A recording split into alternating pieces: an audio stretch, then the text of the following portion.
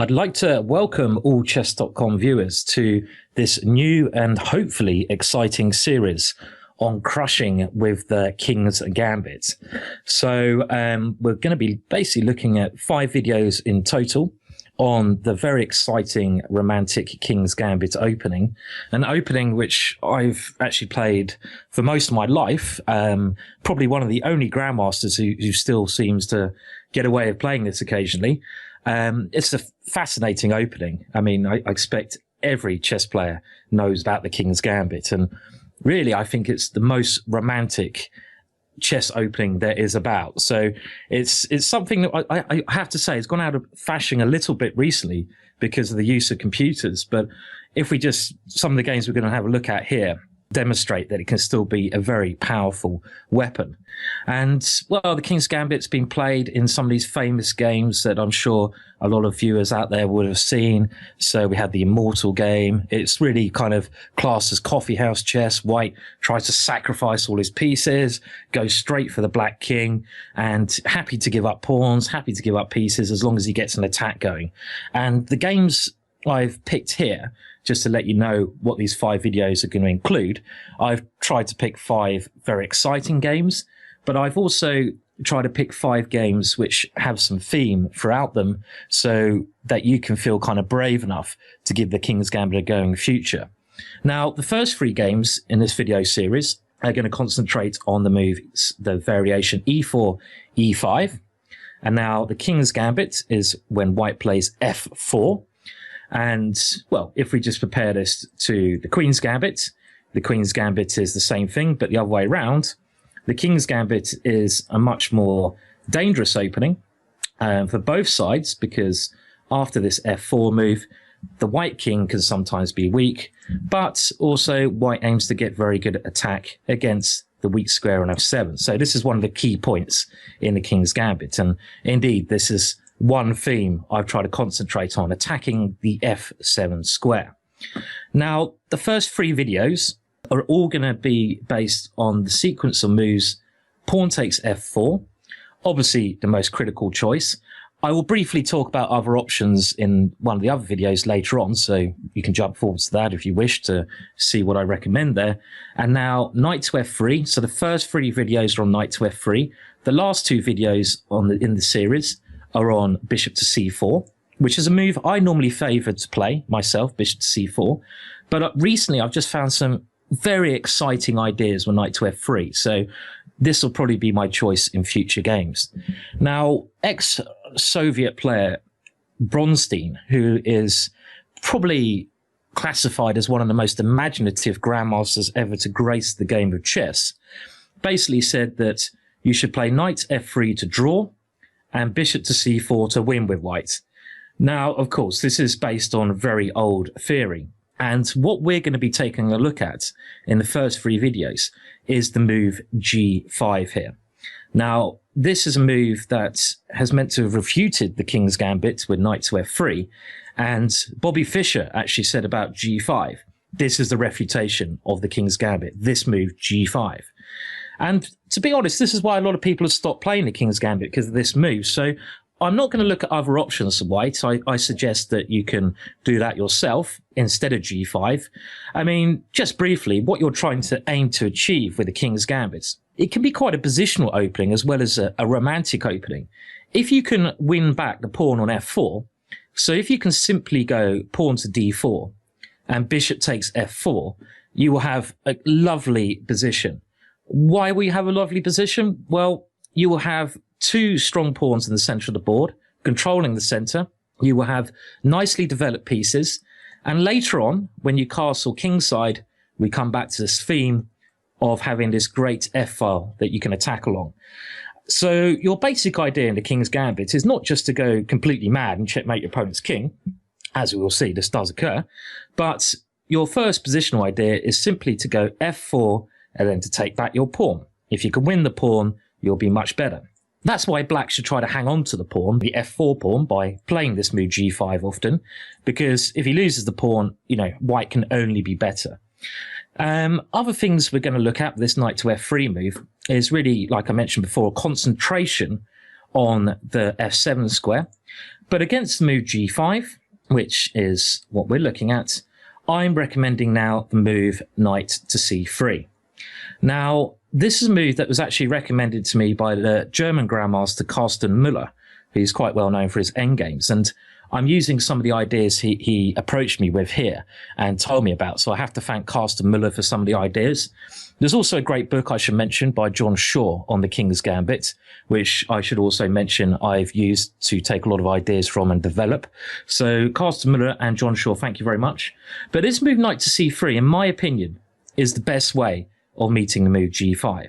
Now, here there are a number of options. In this game, we're going to concentrate on the move g4, which looks like a very logical continuation, and black wants to play queen to h4 check next. So this is something I'm sure if you play this variation with your two knights developed, you will get over the board on a regular basis. Now, the game we're going to be taking a look at here is between Jesus Sepulveda. I don't know if I pronounced that right, but I'm sure I've pronounced Jesus right. So we're taking Jesus on the white side. That can't be a bad thing. And on the black side, we have Prito Ignosaro. Again, pronunciation of the surname could be wrong, so I do apologize. But not two of the most well-known players. Apparently, the player on the white side, Jesus, is, I believe, a physics professor, maybe in Spain. But here he plays a phenomenally beautiful game. So as well as hopefully teaching you some theory here, I'm also going to be teaching you some how to attack, keeping this theme I've looked at in other videos, attacking brilliancy, and things you should be looking out for when hacking, attacking, going for your opponent's king. So all these themes are going to be looked at in this game. Now, g4 is the move for concentrate here. Now, what else can black play? Well, black can play stuff like bishop g7, d6, knight c6. All these moves are going to be looked at in the next game and the third game. Now, generally against each of these moves, if black doesn't play g4, you have two ways of playing. Now, one way is to go h4 and play in a completely crazy style. And then after g4, you plonk your f3 knight on g5. And then you go for the f7 pawn and you even sacrifice your knight on f7. So that's one very exciting way to play against, should I say, less critical lines in this position. Now, the other way you can play is simply to go d4 first, getting a big center, and then trying to break this pawn formation of f4 and g5 with a move g3. So this is maybe the more traditional way to play. If black doesn't do anything forcing, you can go d4 and g3. This is going to be our main recommended line. But anyway, after knight to c3, the critical move is g4. And here, well, there's some interesting options. I actually spent a lot of time in this position analyzing the move d4 here, simply sacrificing the knight on f3. And we're going to have a look at this theme a bit later on. But one of the ideas behind this romantic way of playing is that after queen takes f3, you are just trying to go bishop c4 and aim for f7. Even though you're a piece down, you can still get a very dangerous attack here. So this is something we'll look at in other variations. But in this particular line, after the move g4 here, the best move is knight to e5. And this sets up a deadly trick. Now, queen to h4 check, I'm sure is the move that most people will face here. This looks like the most dangerous move, clearly, to white. Just briefly, knight to c6 is quite interesting in this position. But then I suggest you can simply take on g4 with your knight. And after queen h4, your knight can drop back to f2. And now after bishop c5, it would look like on the surface, white is on serious trouble here because of the f2 pawn. But here you can actually play the breakout move d4. And after something like bishop takes d4, queen to f3. And this gives white a fine position. But I know that most people in this position after knight to e5 will go queen to h4 check. No doubt about it. Now, here you should play with g3. Very interesting and exciting move. Of course, black should take the pawn on g3. Already a completely mad, unbalanced position here. And it looks like white's king is in serious trouble, but you'll get this kind of crazy position often in the King's Gambit. This is why the opening is so fun to play. And here you should play queen takes g4. And this is certainly the best way to play. Now, theoretically speaking, we're not going to spend, too much on the deep theoretical side, because I'm just going to give you a taster. And the lines I'm suggesting here, I've checked with the computer, they are fine for white. So I do want to give you a basic repertoire, but also show you some brilliant chess as well. But here, black has two choices. Now, the move that black played in the game was g2 check, a very logical choice, because black is going to win a rook on h1, but actually a mistake. Now, the best move here is queen takes g4. And here, this is slightly disappointing because the queen's exchanged, but it does seem that white is better after something like knight to g4. And now, let's say d5, creating a threat against the knight on g4. And now knight to e3, I think, is the best move. Point being, if d4, we can come in with knight to b5. And now, after take on an e3, we take on c7, and we take on a8, and we get a very interesting position, but the computer quite likes white after d takes e3. So this is very interesting, but I'd be happy to play this with the white pieces. At the moment, white is material up. You just have to be a little bit careful about your knight on a8 here. But instead of this, I do think the most natural move after queen takes g4 is the move g2 check here. And this looks rather obvious, but in actual fact, it's a major mistake. And now after queen takes h4, black takes on h1 and makes a queen. So we've had a very amusing sort of trade there, where black's g-pawn has motored down the board. But in actual fact, this e-pawn has taken on f4, taken on g3, gone to g2, gone to h1, queen. So a really funny sequence of events for the pawn. And white has sacrificed the rook. Now, one thing you can't be afraid to do in the King's Gambit, you cannot be afraid to sacrifice pieces and pawns. If you're afraid of being a pawn down, sacrificing, I'm afraid you've picked the wrong opening. And you'll probably be suited to something a little bit more calming than the King's Gambit. On other hands, if you're a romantic attacking player who enjoys very interesting positions where you can go for your opponent's king gun blazing in Kowtow style, then this is the opening for you. And after white's next move, queen to h5, it seems that black is already on the verge of defeat. Now, the threat in this position is to simply go queen takes f7 check, and then queen takes f8 checkmate. How can black deal with this threat? In the game, black played bishop to d6, which may not be the best way of defending.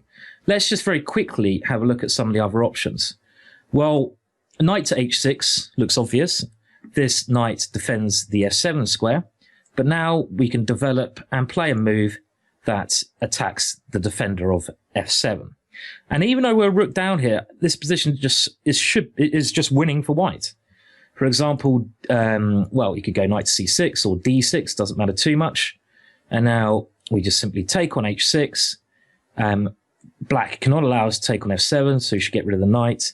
But then after queen takes e5 check, we're going to win the rook on h8 with a clearly winning position. So against knight to h6, the strong move d4 is certainly in white's favour. Now, probably the best way to defend here, there's a number of ways. For example, bishop to e7. Let's just have a look at this as well. This does try to get some defensive pieces around the black king. And now, if queen takes f7, we can't go queen to f8, checkmate. But here, there's a very beautiful line. And I think the best move here, in actual fact, is knight takes f7. And this keeps more threats in the position than simply taking our queen, because now we have a discovered check with our knight. One beautiful variation here, really beautiful variation, is knight to f6, which looks fairly logical. Black is attacking the queen. And now what can we play? Well, it's checkmate in 3 moves here. Forced checkmate. See if you can solve it. If you want to, pause the video very briefly. It's a checkmate we're going to see later on in the game. What do you start with? Knight to d6 check. Now, if king to f8, queen to f7 checkmate, the black king has to go to d8. And now this beautiful idea, smothered mate. If you still haven't seen the checkmate, take a time out here. And now queen to e8 check. A beautiful move. And whatever black captures the queen with, you're going to play knight to f7, checkmate. So a very beautiful combination, that one. And that just shows some of the dangers that black has in this position. The combination of knight and queen attacking is simply too strong. So, well, let's have a look at the game, because the game was also very beautiful. And instead of bishop to e7, bishop to d6 was the move that was played. And now, well, you could take on f7 with the knight here. This is not such a bad move. Instead, white decided to go queen takes here. I mean, if knight takes here, it's slightly different than before, because the black king has the e7 square to escape to. Obviously, it should still be very good for white, this position. But queen takes f7 check. This forces the issue. The king has to go to d8. And now, well, wait, I mean, another good tip here, when you're attacking and you have an attacking position, you have the initiative, one thing you often need to do is have the magic number of 3 pieces attacking. At the moment, you have the queen and knight attacking. So you need to look at other ways to bring your pieces into the game. Now, it strikes me that the black king on d8 is very weak on the dart squares. So if you can get your dart square bishop into the attack, that should be very strong. And here d4 is the right way to play that. Preparing bishop g5 check and castles queenside. So Jesus is certainly playing a great game of chess here. And now knight to e7, and tries to defend against his check. But now, again, when you're attacking, you need to play with energy, especially when you're material down. And here you are a rook down because the black queen has taken your rook on h1. So if you start playing passively, or you start playing a little bit with not enough energy, your initiative is going to be diminished and you're going to run out of play. You might get into an ending and you might just be lost because you're material down. So here, bishop to g5, energetic move, creating more threats. And now knight to b on c6 was played, trying to give extra defense to this e7 square. Now, if rook to e8 here, trying to defend it another way, we can play knight to d5, increasing the pressure, energetic play here. And after some sequence like queen to e4 check, we can go bishop to e2. And now let's say black tries c6 here, trying to force his knight away. Well, there's a beautiful combination here. I don't know if you can see it. What is the best move? There's 2 great moves here. But one of the prettiest moves here is queen takes e7 check. Point being, if bishop takes e7, knight to f7, checkmate. And if rook takes e7, we can go knight to f7 check, take on d6, and then take everything. We're going to take every single piece, leading to a winning material advantage for us. So that was one very nice line. But we can see here that white has very good play for his rook. And let's now see how the game finished. So knight b c6. Remember, you're attacking. You need to play energetically. Now, what's the most energetic move here? Forwards, knight to d5. I mean, you could have played something like castles queenside, but again, the more energetically you can play, generally the better.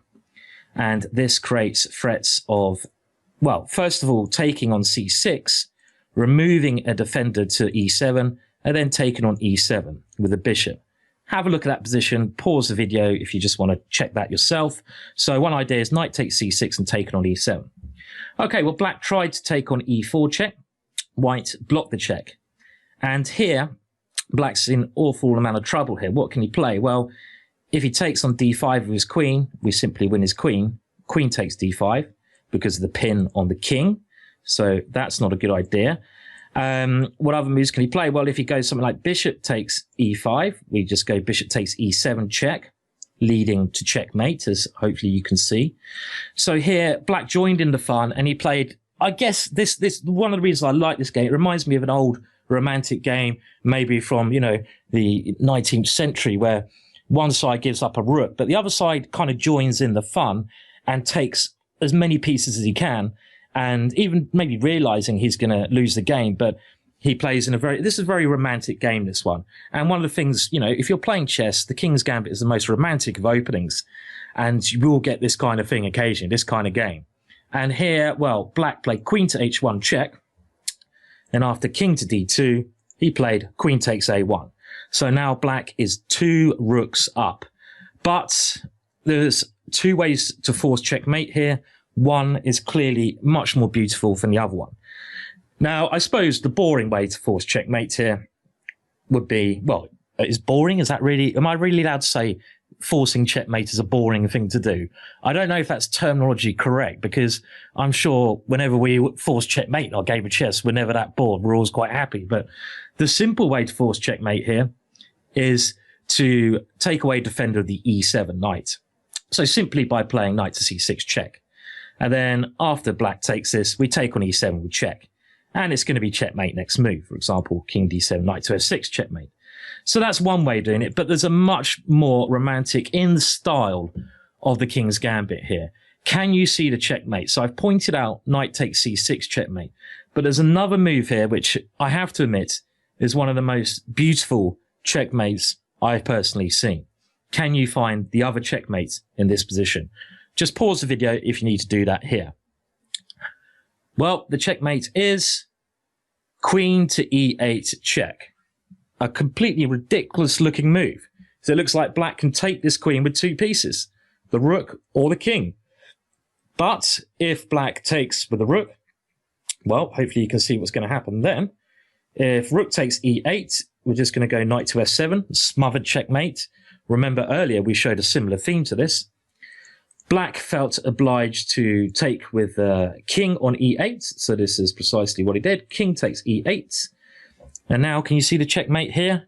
Checkmate in two moves, knight to f6 check, and wherever the king moves, it's going to be checkmate next move. If king to d8, knight to f7, a beautiful double knight checkmate. And if the king moves to f8, which I believe happened in the game, bishop to h6 checkmate. So there was certainly a touch of the holy in that game, and I think Jesus could well have been the Son of God in that game. A beautiful game, and really one of the best King's Gambit games I've ever seen. Really nice attacking play, lovely sacrifices combined with aggressive, energetic play. When you play the King's Gambit, this is what you need to do. You need to play with energy. Let's just go over the important moments before we move on. Well, if you want to move on, hopefully you do, to the next video in this series. So the important moments were, after this knight to f3 move, we're concentrating on g5. My main suggestion here is knight to c3, the double knight development. If black doesn't play g4, we'll move on to that in the next game, have a look at possibilities there. If he does play g4, we can go forwards with our knight. Then after the very tempting queen h4 check, we simply block with g3. And if pawn takes pawn, we take on g4 with our queen. Happy to enter into a slightly better ending if queen takes queen. But if black plays the obvious g2 check, we have queen takes h4, and then queen to h5, ganging up on the f7 square. A square that is a very weak point in black's position. A very beautiful game, very beautiful finish, and a very good taster, I hope, for the King's Gambit. So hope you enjoyed that. If you did, please look at the other videos in this series.